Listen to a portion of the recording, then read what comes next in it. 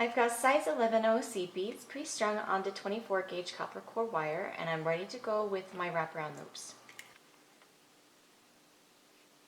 The sample pattern that we're going to be working with for our wraparounds is 5 3-row continuous wraparound loops using 11 beads for the starting loop, and we're going to make them with a pointed bottom.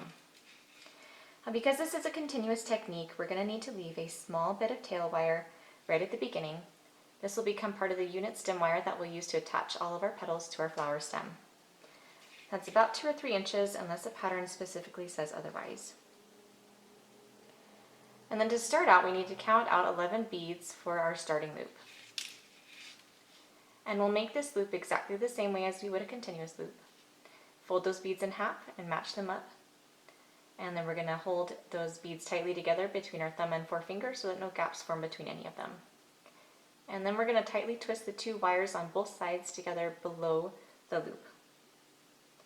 And you only need to twist 1 full twist for a wraparound. If you have any more twists down there, they're going to show right in the middle of your petal.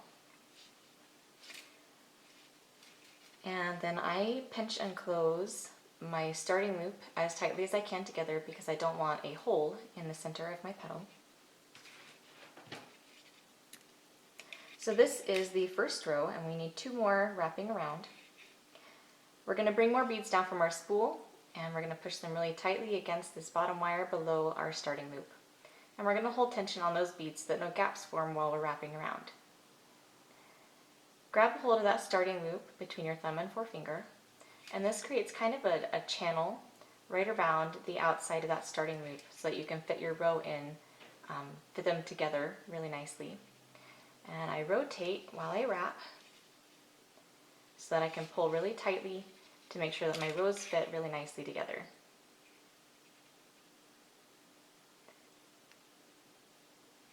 Measure the beads you need to reach that bottom wire. Make sure it's straight. And we're making a pointed bottom, so we're going to cross our working wire, the one that's still attached to our spool, over this bottom wire here at about a 45-degree angle. And I'm going to pinch and hold that petal right at the bottom to keep, just helps have better control over the wrap. And then you'll wrap around the back of that bottom wire and then back over the front. And that is the second row of our petal. So again, we're going to bring more beads down from our spool, and we're going to push them all the way down on top of that bottom wire. Keep tension on those beads again, and just like before, we're going to grab and hold those 2 rows in the middle together to make that little channel so you can fit your beads directly around. And I am pulling pretty hard as I wrap, just to help pull in any slack that I have.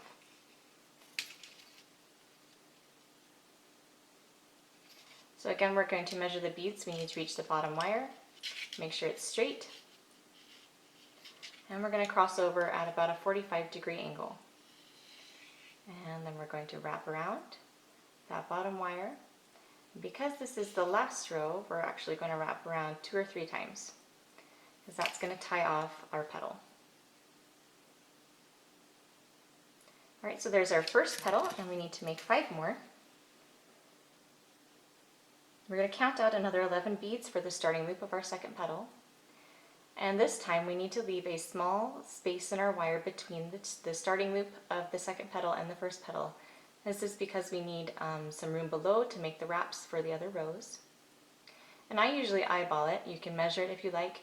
It should be the same distance between the starting loop and the bottom of your petal, plus a little bit extra. But I'm going to eyeball it. And let's see, we're going to hold that space in our wire between my thumb and forefinger, just to make sure that it doesn't shrink while I'm making my starting loop. So again, fold those 11 beads in half and match them up. And then we're going to tightly twist the 2 wires below, 1 full twist. Pinch that starting loop closed so you don't get a hole. And then bring your working wire up into position. Now I like to bend this second petal at about a 90-degree angle from the first one. This just keeps this first petal out of the way and also makes this wire down below straight so that I can measure my beads properly. Bring more beads down from your spool, and again push them really tight against that bottom wire.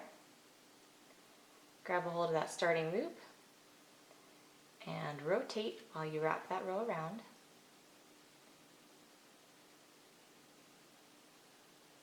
Measure the beads you need to reach that bottom wire, and we're going to cross over at a 45-degree angle.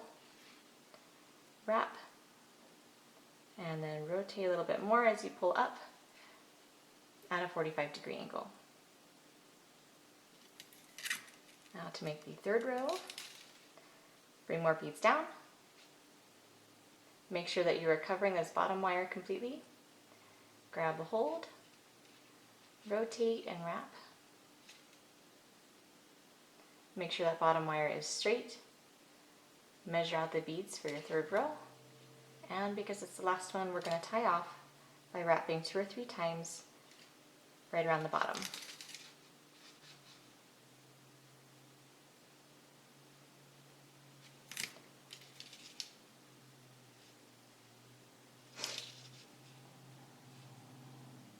Alright, again, count out 11 beads for the next petal. Leave a small space in your wire. Pinch and hold that so it doesn't shrink. Fold. Twist, one full twist. Pinch that starting loop closed. Bring more beads down from your spool.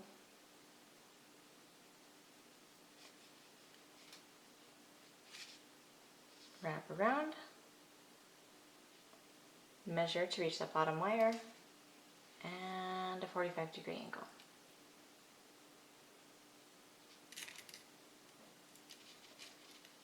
More beads down. Wrap around. 45-degree angle.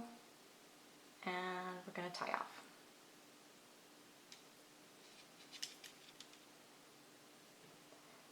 Alright, we've got our 3 petals and we need 2 more.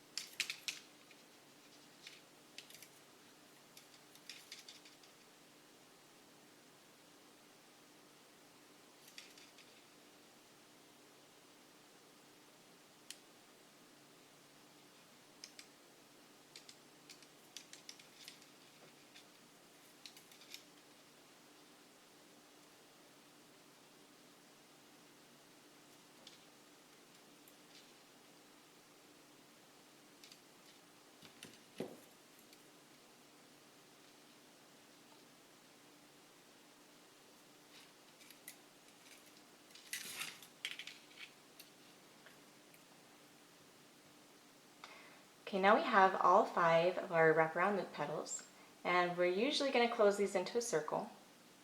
And to do that, we're going to do the same way as the continuous loop. So we're going to take our working wire, cross it down between that first and second petal, and you want to make sure that the space between your last petal and the first one is about the same as the others.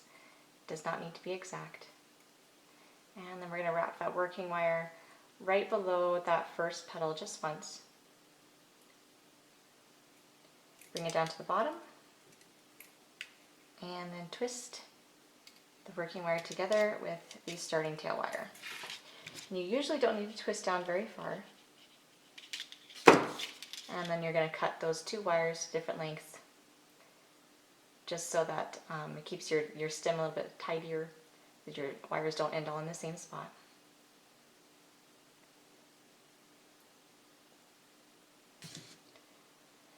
And there we have our continuous wraparound loop technique.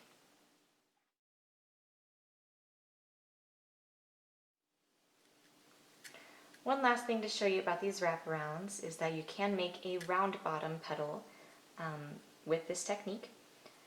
I showed you a pointed bottom in the main section of this video, and the only thing that we need to change is the angle that we wrap around our bottom wire. We used a 45-degree angle to make the pointed bottom, and we're going to use a 90-degree angle wrap to make a round bottom. We're going to wrap our roll around just normal. Then as you come over this bottom wire, you're going to cross over at a 90-degree angle. And then you're going to wrap around that bottom wire. And I like to use my thumbnail kind of as an anchor there to push that wire up as tight as I can against the bottom. And then we're going to do the same thing for another row.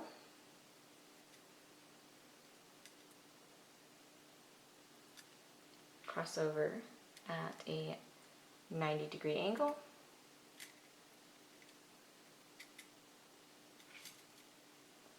And wrap.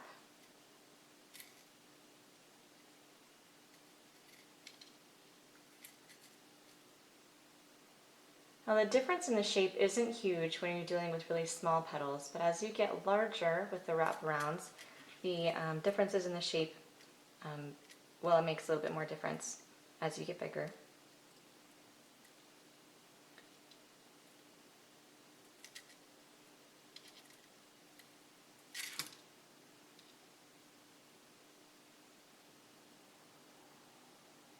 Alright, so that is how you make a round bottom on a continuous wraparound loop.